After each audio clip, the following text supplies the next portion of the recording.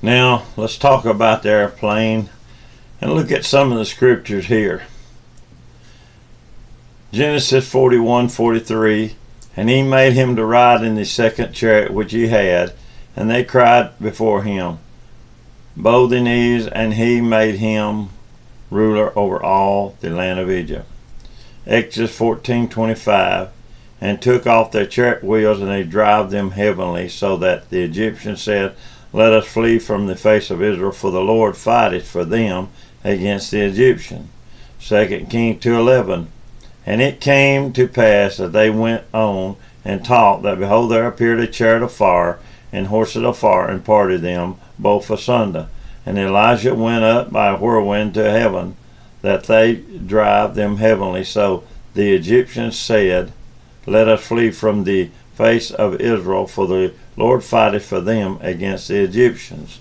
1 Kings 20:25, and number thee an army like the army that thou hast lost, horse for horse, and chariot for chariot, and we'll fight against them in the plain, and surely we shall be stronger than they. And he hearkened to their voice, and did so.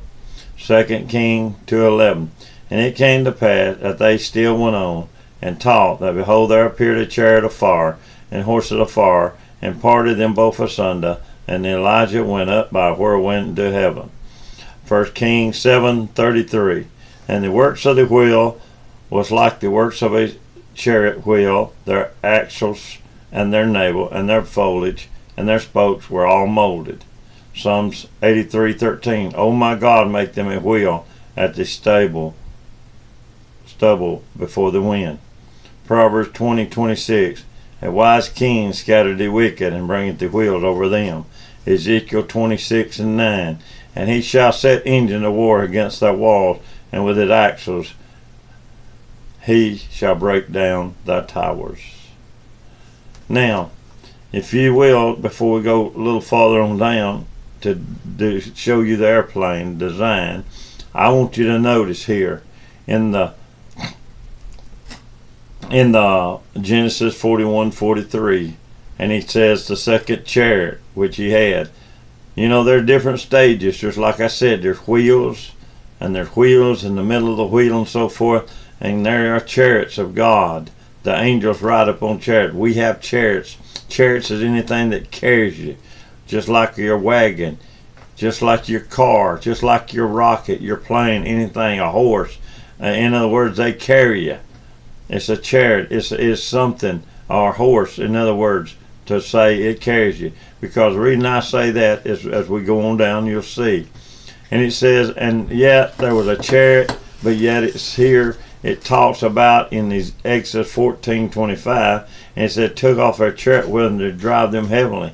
Well, we know that the Egyptians, when they were drowned going after Pharaoh, it says they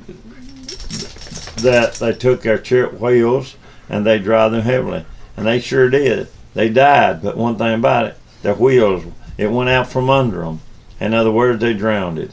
And yet we look at it today, and yet we look at that too, that over there in 2 Kings 2:11. And it talks about there appeared a chariot of fire and horses of fire, and parted them both asunder. And Elijah went up by a whirlwind to heaven. Now God can do anything he wants. There's nothing impossible with God. Whatever God wants to do, whatever God wants, then it will happen. But if you'll notice here, like I said, the Bible tells us the future, the past, and the present. And here it talks about, and then I look at periods, comma, and everything when I study. And right here, you know, we know that Elijah went up in a whirlwind to heaven. But yet here, why I look at these things like that, it's because that's how God had his word to give unto us, so that we could learn and we could go into it and search out things and find these things and look at these things and to know him and his great mind, his great creation. Because here, even here it says here, if you'll notice in one place, comma, that they drive them heavenly. Then another place it says in there, also above that, after the horse of fire, in other words, Elijah, then what does it say? After the horse of Elijah, what happened? We had rockets we know of, and they went up heavenly, and what happened? The wheels was took off rockets, and they didn't have wheels, they just went up, and what happened? And right here, and it says, and parted them both asunder. We had a rocket go up, and it parted. Then you go on down and you look at it, 1 Kings 20:25, and number the army. We know that armies is everywhere, people fighting one another, nations against nations. That's what we read. For there in the word, that for nation shall rise against nation, and kingdom against kingdom. There shall be famine and pestilence, earthquake in divers places. There's a lot that's happening, and there's a lot that's still going to happen. But here it look at in 1 Kings 20:25, and this is the reason I say this. And that's the reason I say the comma is very important. Dots are very important. And we're today taking words and taking things and keep translating, and where are we getting at? We're getting away from God. God gave it to us, we translate it into our language, take it what God said, and there. If I take it and keep translating it, I get away from what God gave me. 1 Kings 20:25, and number thee an army, like the army that thou hast lost. Now see, there was an army, even during Pharaoh, and during Egypt, that is during Pharaoh's time, and there was the children of Israel. What happened? God fought the battle for Israel, and he'll fight the battle today for you. If you're for him, he'll fight the battle.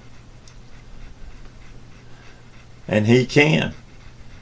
Just like I mentioned earlier, he destroyed Sodom and Gomorrah, and he can fight the battle for us if we're in him and trust him and believe in him. Like the army that thou hast lost. Then it says horse for horse, comma, and chariot for chariot. I was wondering sometime I was wondering, well, why did he say horse for horse? Yes, horse for one horse, die, give me another horse, and so forth. And chariot for chariots, as far as swapping out. But still there's more knowledge here, because it says in chariot for chariot. Because a horse is something that carries you, chariot is something that carries you. So think about it. Today your car carries you, and what does it do? It's still run by horsepower, even though it's got an engine. And then here it says, and we'll fight against them in the plain, and surely we shall be stronger than they. And he hearkened to their voice and did so. In other words, we're building up more and more today. We're building up more and more today for the things that we're facing. But even though we face it, I still look at one thing. God is still has the power, because why? He tells us in his word the power of how he looks over Jerusalem. And then it tells us, 1 Kings 7:33, and the works of the wheel was like the works of a chariot wheel. Their axles and their navel and their foliage and their spokes were all molded. Everything we have today, we made it, but God gave us the knowledge. And then Ezekiel 26:9, and he shall set engines of war against their walls, and with the axles he shall break down their tires.